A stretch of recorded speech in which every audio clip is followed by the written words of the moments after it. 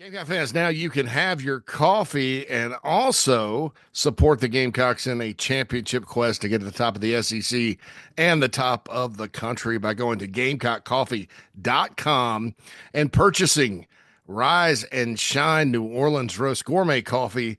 All of your purchases go to benefit Garnet Trust and put NIL dollars in the coffer of the Gamecocks official NIL collective. Check it out today and support the Gamecocks NIL. Good morning, Gamecock fans. Welcome into Coffee with JC Shurburtt. Today is Monday, April 21st, the year of our Lord 2025. Hope all of you had a wonderful Easter weekend.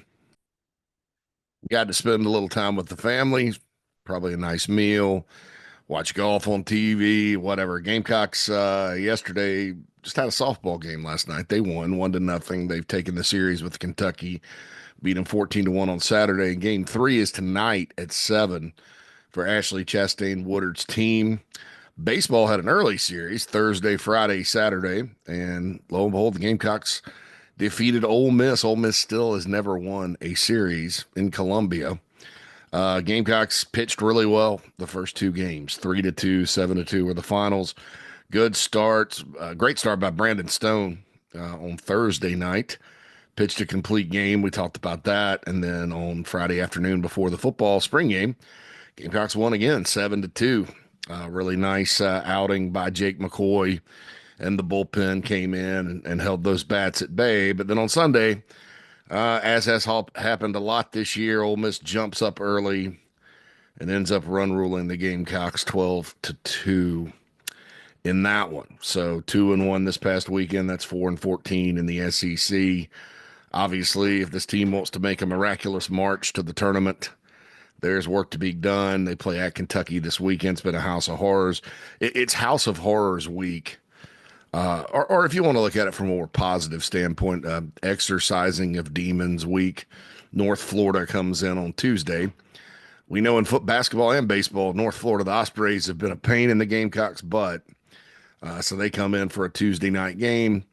And then it's off to the Bluegrass State for 3 as SEC play continues. Kentucky's pretty good this year. Not sure they're as good as the team that went to the College World Series last year, but even the best Carolina teams have struggled up there at Kentucky. So we'll see kind of how it goes there.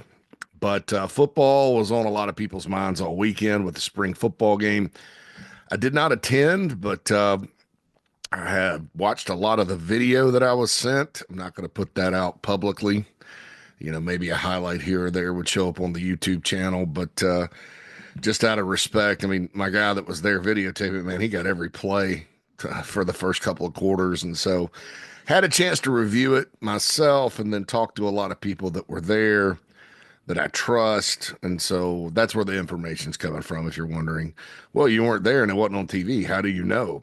Well, that's why, so I don't feel foolish or like I'm just guessing here. But the first thing is that the spring game, I believe, is always a success when you don't have any major injuries. And from what Shane Beamer said after the game in his press conference, it's kind of the first thing he said, no injuries. And so that's a positive.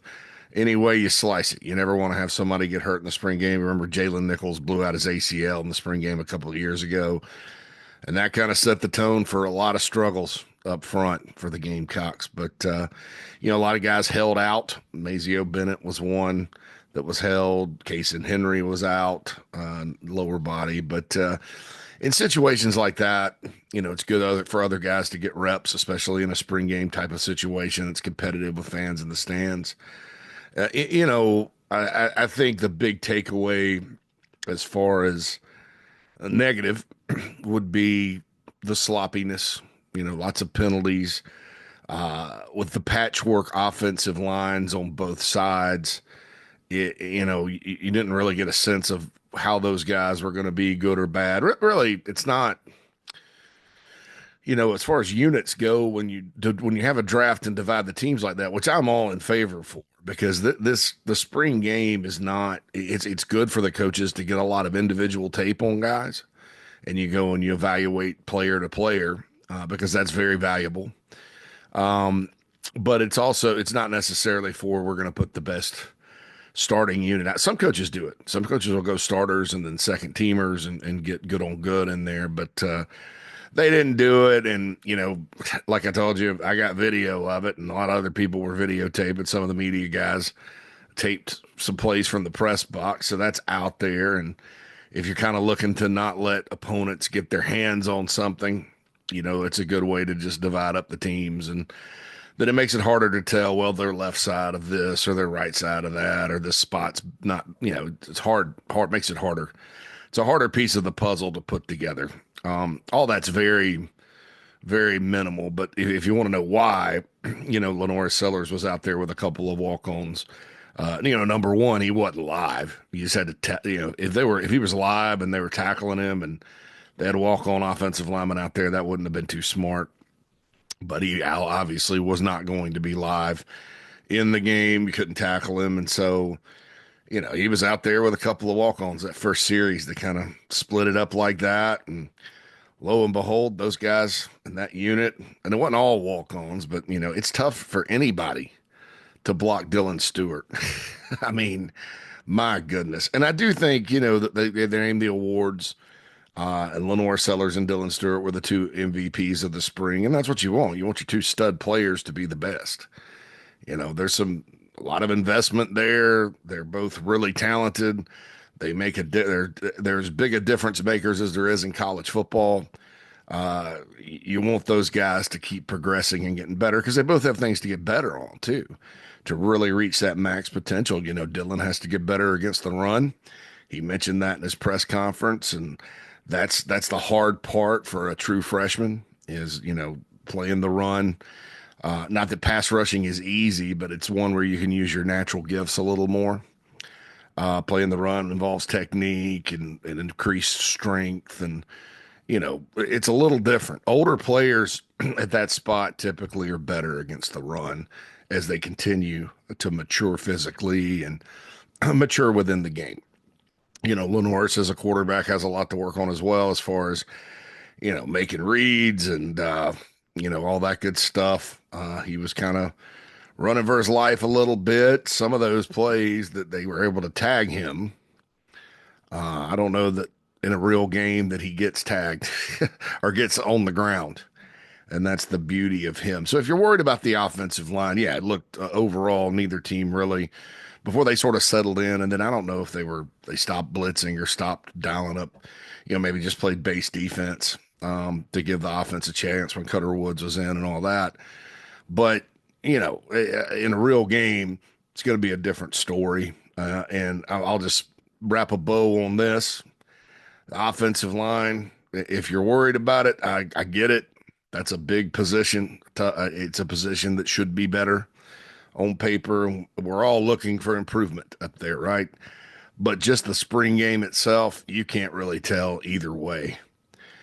Josiah Thompson, I don't think played. So the two starting tackles didn't play. You had walk-ons playing significant minutes on both sides. I just think it's hard.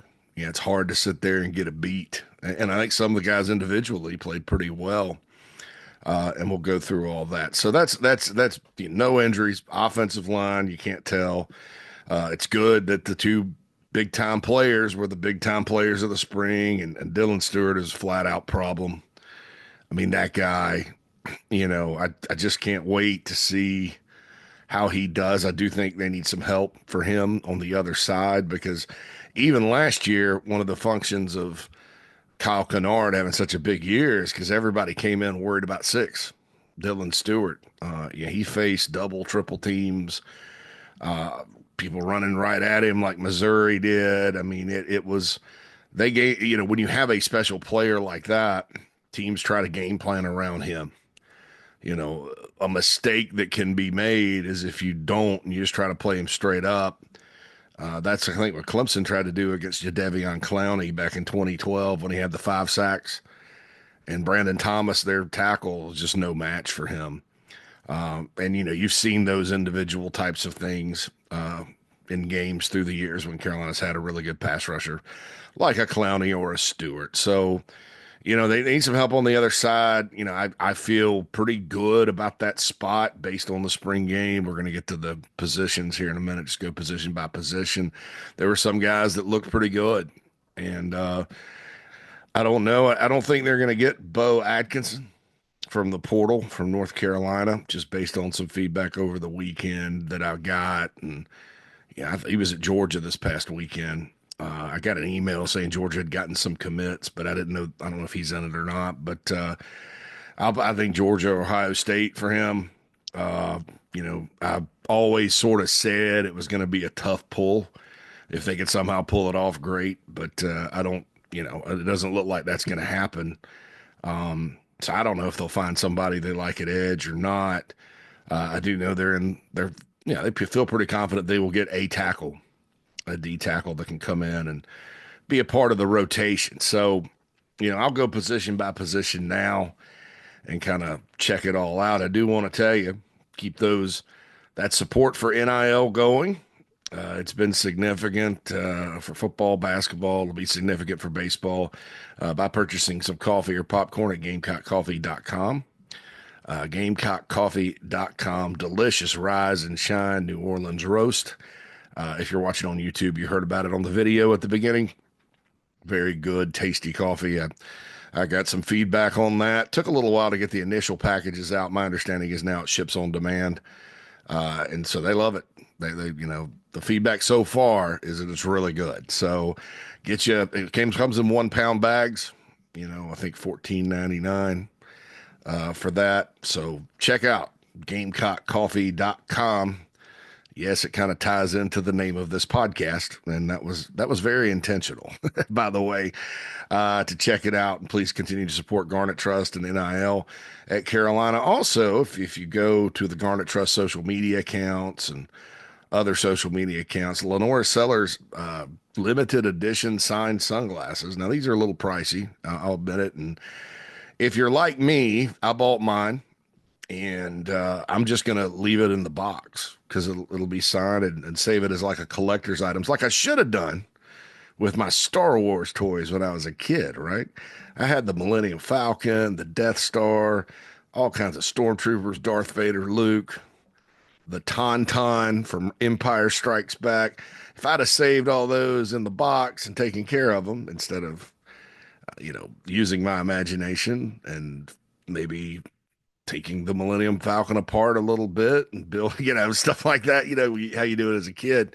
I think we all feel that way, right?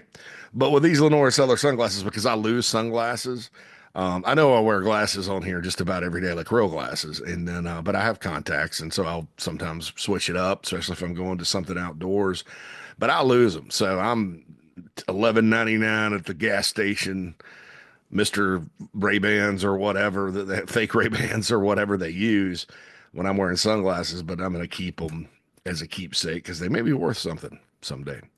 But anyway, you can check out Garnet Trust with all that. And also one more thing, my understanding is our friends at Palmetto Golf and Belts are having a sale after Easter sale. So go to palmettogolfing.com. Lots of happy customers with that stuff. High-end belts, high-end golf accessories. PalmettoGolfing.com. That's Palmetto Golf and Belts. Sponsors coffee, some things on the Big Spur with me. And Brandon is a big-time Gamecock, and it's good stuff.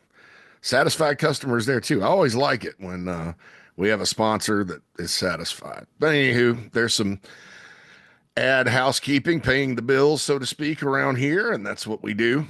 Sometimes I blow through it, but today I had a reminder. Be sure you mention the sponsors. Okay.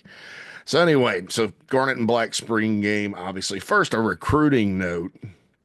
And Hale pointed this out. Great job with all the coverage by Hale McGranahan on thebigspur.com, by the way. Carolina had 5 blue chip defensive ends in for the spring game. 3 of them are 2027, but Carter Meadows from Washington, D.C., is a player Carolina kind of quietly has gotten in on. He's got an official setup, taller, leaner guy. It's always good to keep that pipeline going in DC when you got Nick Harbor and Dylan Stewart and Big Tree and all those guys from that area. keep that train rolling. Monkel Goodwine's from Maryland. So there's a lot of talent in that area. It's called they call it the DMV. It's basically DC, Maryland, Virginia. Northern Virginia has sent Ja'Kai Moore, Vershawn Lee here. I've talked about the infamous Matt Rowland meltdown of whatever class he was in when he flipped to, ironically, Will Muschamp in Florida. I guess it was 2013 class. Ended up not hurting the Gamecocks because he went to Florida and was injured.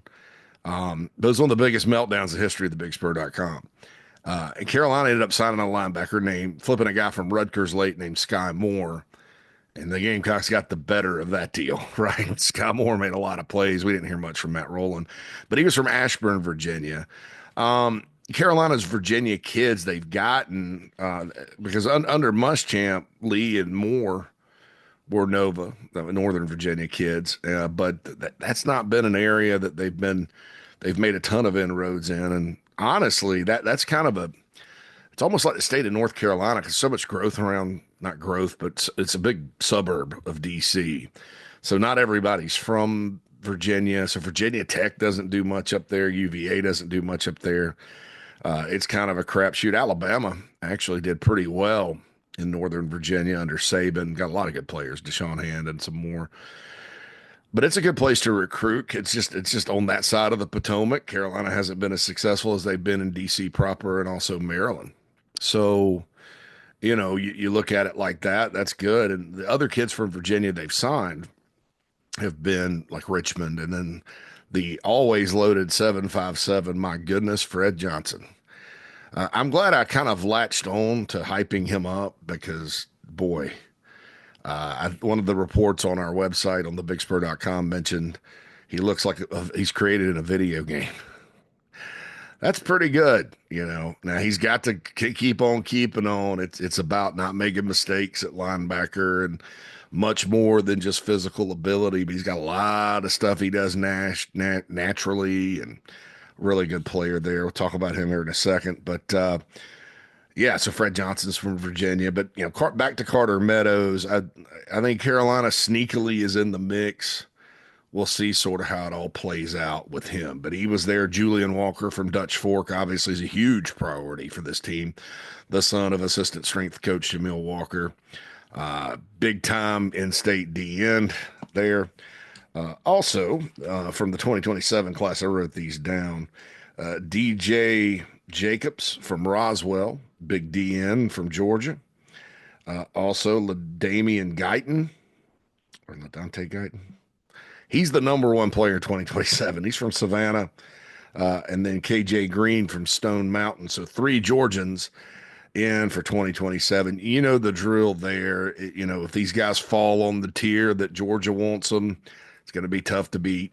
If they fall on the tier where they're just kind of right there in that Auburn, Carolina, Tennessee, Florida level, Gamecocks got a good chance. And you can make hay doing that. I've said that so many times just with because Georgia can't take them all. They take less in-state guys than they used to. And there's a 30-year maybe historical trend of Georgia players going places besides UGA that end up in the NFL, including several at South Carolina. Kyle Kennard, for example, is from Georgia. J.C. Horn from Georgia. Kevin Harris was from Georgia. I mean, you've got a bunch, and Carolina just needs to keep on keeping on. But it's always good to have that kid from Savannah, Guyton, was in for an unofficial visit earlier this weekend. He comes back. So you can only do what you can do, right? So don't want to get too many people excited. Carolina was right there for the big D tackle from Savannah in the 2025 class. And turns out they weren't even in the top 5 when all was said and done. So that's it's early for the 2027 kids. I feel uncomfortable talking about it, but it was significant that you got 5 blue chip DNs on campus, right? That's a pretty good spring game recruiting deal. And the feedback has been outstanding for South Carolina so far. Everybody had a good time, and that's not a surprise because they always do. So just a little recruiting note there. All right, position by position. I thought the wide receivers, and Brad Crawford was at the game, and he and I may be on a little bit different sides of this. He's he believes there has to be one stud receiver, and I do too. I mean, you always want a go-to guy, but I've always also said you can have three or four. Now, what you don't want to have is last year where the number one guy never really emerged and your tight end ends up being your number one guy. Um, and that was for a lot of reasons. I mean, we don't know had Jared Brown's whole thing, according to Mike Fury, the receivers coach, and Jared himself was, coming from Coastal as kind of a gadget player and then learning the position, like how to play wide receiver, wide receiver. Nick Harbor, obviously, how to play wide receiver, wide receiver. And we don't know if Jared may have caught on a little faster because, like against LSU, he looked good, and then injuries in and out of the lineup. Gage Larvin in and out of the lineup. Health was a big issue for that room, so there's a lot of reasons for that. But collectively, it's disingenuous to sit here and say, yeah, if they just do what they did last year, in the passing game with the receivers, if an identical season happens, which I don't think it will, then you know, I don't think that's going to be good enough. I'll just be honest. I don't think that's going to be good enough. So you don't want that, but I don't think that having a guy out there in a spring game that's a stud catching all these passes that you can say he's ready to go be a top five receiving guy in the SEC. I don't know that you necessarily have to have that right now or ever if you have three or four guys that are good. You know what I'm saying? And Beamer did say after the spring game, this is more talent than he's ever had in the room since he's been here. So that's hopeful because the receiving room in 2022 was pretty good. I mean, Xavier Legette didn't play. Of course, Xavier Legette kind of became Xavier Legette in 2023, as we know, or at the end and against Notre Dame when he had that 7-catch game. But you had Josh Van and Jalen Brooks and Juice Wells, and you had Jaheim Bell out there, tight end / running back that could catch passes. I mean, and then Nate Atkins comes on at the end and looks like, a stud, and he's still in the NFL with the Broncos, I believe. So, yeah, that was a pretty good for Spencer Rattler. That was a much better setup than the next year, and so I think, I think that's telling that Beamer said that. Beamer's not just going to make that up. He's pretty much a straight shooter with all that. So at wide receiver, I thought Brian Rowe, we've heard the practice report so far. I thought he looked as advertised, super quick, good hands. Malik Clark had the tough catch down at the pylon for a touchdown. He seemed real fired up about that on his social media. That's the type of guy I think could make some things happen. Physically, as far as guys that are physically ready, meaning they're big enough and all that. I think Malik Clark and Donovan Murph would have been the top two with that. Donovan Murph, of course, is not here yet. He's going to be joining the program in June or May. June. I guess June's when summer one starts. Beamer said they'll have a meeting on Memorial Day. And they have big plans for him as well. But Malik Clark, making that tough catch, that's what he needs to be. A bigger guy, go up and get it, twist his body around, do that. I thought Brian Rowe, the basketball aspect of him, I love smaller receivers, and he's not small. He's 6 feet skinny. They can go up and get jump balls. That's why I always loved Shi Smith as a player. He was fast enough to beat you on the deep ball, but think about how many tough catches Shi Smith made in traffic during his time here for a smaller guy.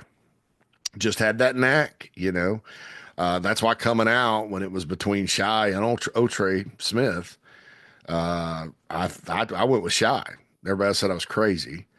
And Otre unfortunately had the injury. I feel so bad for him because he starts off like gangbusters, 30 catches as a true freshman and looked promising, and then he couldn't get back.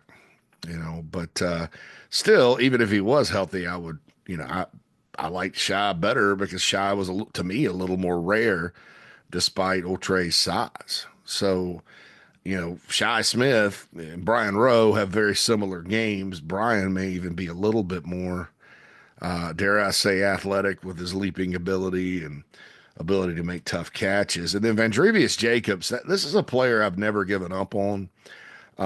Started off well. Remember the old, we all don't want to remember the old Dominion game other than Carolina won and escaped, but he had some nice catches and for Alabama game. He was good catching the slant. He was kind of became the slant guy, right? And then he just got hurt and kind of disappeared. He was shaken up at the end of the spring game, but Beamer said everybody's fine, so it's probably just shaken up a little bit. He's got to stay healthy.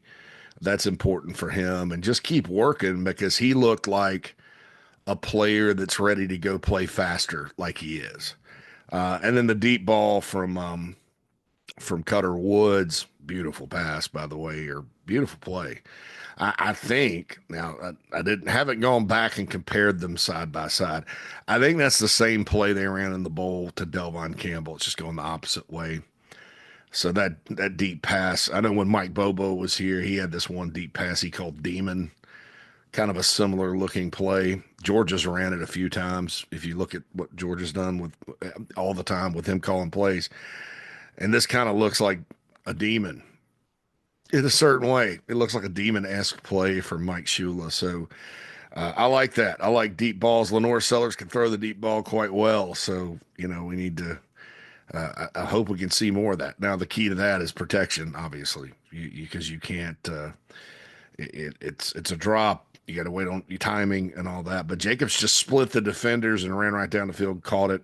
And then just like Delvon Campbell, he fell down. But good play by him, and he caught several others that I thought were impressive.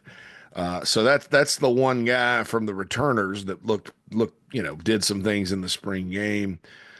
Jared Brown, I don't think was Jared Brown held. I don't know. I think he was catching punts. Nick Harbor caught some kickoffs and kind of showed off his speed, and then played and didn't get many targets because there was the protection, man. So I don't know. I wouldn't get concerned about Nick Harbor. Jared Brown, certainly don't get concerned about Mazio because he didn't play. But man, I think this receiving core is really coming on. Even guys like Jordan Gidron and Lex Cyrus and Pup Sellers looked good. I think that there's going to be some better weapons there. They're going to be young overall, but there's going to be some more weapons in the pass game for Lenore Sellers to work with, and I think Carolina will probably throw it more next year. They were a very run-based team last season, and I think they'll be a little more balanced. At tight end, really liked what I saw out of Jordan Dingle. Kind of looks like the guy at Kentucky that we see, good body control. I think he's going to help this year. I really do. Michael Smith, of course, was out for the whole spring, but if you're talking about just passing game, you have Jordan Dingle, and now you have Michael Smith, obviously a veteran that's proven and a very talented young player that played a lot last year, and I think you call him proven too. And then Brady Hunt, who's kind of plays more attached or whatever, he's also a guy that can make things happen. So that's three good tight ends. I think that room's pretty good. I mentioned the offensive line. Not much you can tell here. I do have a couple of notes. Big Tree played some right tackle. So for those that wanted to move him to right tackle, he was working there. So who knows? Who knows what will happen with that? Casey Henry needs to get healthy. Obviously, you with his history of injuries, you do get concerned when he's out. But I think if they ended up hypothetically, let's say Big Tree played right tackle and he was better than Jatavius Shivers, which I don't know. Maybe he is, maybe. I mean, Shivers is awfully good, I think, and will continue to get better. He's a developmental guy. Then you have depth on the inside that you can play. And, you got Marquis Anderson that could fill in at left guard. He played there last year. Trovon Ball at right could play some left. Rodney Newsome, backup center now, could slide over. And then Shed Surratt from Gaffney won the newcomer of the spring award. I'm hearing he's better than they anticipated. And that's not a surprise. My good friend from Gaffney called me 2 or 3 years ago. It's on X. He tweeted at me. Jason. He was all about this kid, and Carolina went and offered him and got him. But keep an eye on that one to maybe be a surprise that gets time in the two deep or whatever. But there's options there if you move Tree out. If not, I'm intrigued by him at guard as well. I think he's one of the best on the team, offensive line wise, individually. And then Beamer announced afterward that Boaz Stanley would be the starting center today. So that's good. Newsome had some snaps that were kind of iffy, and Boaz played more center at Troy than Newsome played center at his previous stop. So that makes sense. And then, of course, Ryan Brubaker, per Beamer, unfortunately, is out for the year. So tough road to hoe with him on the injury situation during his time at Carolina. But that's it, offensive line. That's why you want numbers because they do have injuries. They do linger. I mean, you're hitting somebody every play. It's a tough spot. Running back, not much room to run, but I loved what I saw out of Matthew Fuller and this kind of, you know, uh, uh, dovetail or tail. It's the tail end of what I was told about the second scrimmage that Fuller is looking really good. And kind of reviewed some of his runs. There's one play big spur we caught it on foot as a photo. He stiff arms Fred Johnson. That ain't easy. And I love the way he runs. I loved it against Akron this past year. I guess he had 25 yards on 8 carries. And at that point in the Akron game, the offensive line was just disappointing to me. I know they had some reserves in there, but they just weren't good. It was Akron. But Fuller, when he got in, he fell forward and would fight for positive yards, very physical. So that impressed me. And then, the first scrimmage this spring, he was behind the other three clearly. And then the second scrimmage, he started playing. And now he's, spring game, he looked good. So that's good. I think Rasul Faison obviously is a key guy. Man, he's good, explosive, kind of exactly what I thought he would be. And I thought Jawarn Howell had some good runs as well. Didn't see much from Attaway. That doesn't mean anything either way. But I liked those backs, the new guy and the two young guys, or youngish guys. Quarterback, like I said with Sellers, I thought that he didn't have much protection. But I think in a real game, if that happens, I think he'll get positive yards. So a good showing by him, and then one MVP of the spring. I think that's what you want. And then Cutter Woods, and I'll say this about Aaron Nolan before we get to Cutter Woods. And there's a shot Cutter Woods is the backup this year. But Aaron Nolan, I think his problem was definitely like Lenoris's, just did not have time to do anything. He's had a good spring. Don't throw dirt on him or Dante Reno right now, but obviously Cutter has come in advanced. It's not a surprise to me because I knew his floor would be high. I know his coach. It's the same. It's the old Burns system, like Bobby Bentley's Burns offense, basically with a few wrinkles. And if you know anything about how Bobby Bentley coached up quarterbacks and ran offense at Burns, it's something that you do so many reps. It's not an air raid, but they throw it way more. They're way more sophisticated in the pass game than a lot of other high school teams. And so in my opinion, I knew he would come in with a high floor. People that have seen him play and compete in the state championship games say the same thing.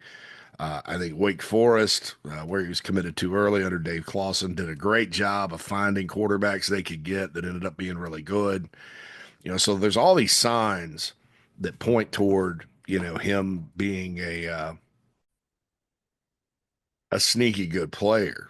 And he definitely showed that. Fearless performance by Cutter Woods in the Gamecock spring game for a young freshman. So his future is bright at the University of South Carolina. So I thought when he was making plays, it sort of yeah, he got the crowd going on special teams. Mason Love right now looks like the best kicker and punter on the team. I love his talent. Especially, you're trying to replace Kai Kroger, sort of a veteran at punter, and Mason Love has the foot to do that. I think he had a 74-yarder that rolled in the punt game, and his average was way up there. And then during the field goal competition, he drilled his that'll been good from 60. So I don't know if it's not ideal to have the same guy doing all the kicking, but teams have done it. Spencer Lanning did it. So if that's how they got to roll, that's how they got to roll. So he's awfully good. They may get a portal kicker, but if he's the best one, he's the best one. So we'll see what happens. Switching to defense, obviously Dylan Stewart's the best player on the defense right now. And that's what you want. You need other positions, but you want your stars to be stars. And golly, it's just a spring game. I know the offensive line was patchwork on both sides, but man, that guy is an animal and just works hard, and is going to continue to work hard. I think he'll have a great year. A great year for Carolina. It's the other side everybody's kind of concerned about. Brian Thomas Jr. right now would remain my projected starting defensive end on that side, but I thought JT Gear and I thought that Desmond Umazulu, even according to people I talked to, quote unquote, flashed a little bit. JT had a big stop in the run game early. That's what you want to see out of him. And, because at Syracuse, you watch his film from there, and he was a little bit bigger than he is at Carolina. I don't know if they had him playing big. And he was good against the run. And so, boy, if he can come on and Desmond can come on, that's going to help everybody sleep better at night, right, about that position, because then you have Thomas, and then Demond Clowney is there for some depth, so you almost get to 5 rotating. But I thought he looked I thought both of those guys looked like they had taken a step forward. So it kind of aligns with what Sterling Lucas said during his media availability, the position coach. Defensive tackle, Gabriel Brownlow-Dindy, Monkel Goodwine, to me, looked like the best. I think Carolina's still going to look for a defensive tackle in the portal. That's the priority number one in the transfer portal this time around. So we'll see what they do there. There's a lot of names floating around out there for that. But Gabriel Brownlow-Dindy and Monkel Goodwine are a good place to start, right? Because you do have Xavion Hardy that you're going to have to bring along physically, and you want to get him ready for August. Rondarius Porter is going to play there some. Devontae Miles looks a little small out there, but my understanding is they've said he's gained weight. You can get him a little bigger, but I think that I think they're going to be fine there. I would feel comfortable with one more.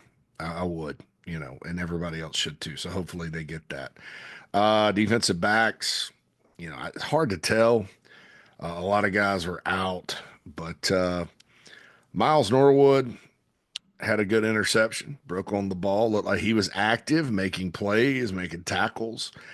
He kind of caught my eye. And then Brandon Cisse won the newcomer of the year for defense.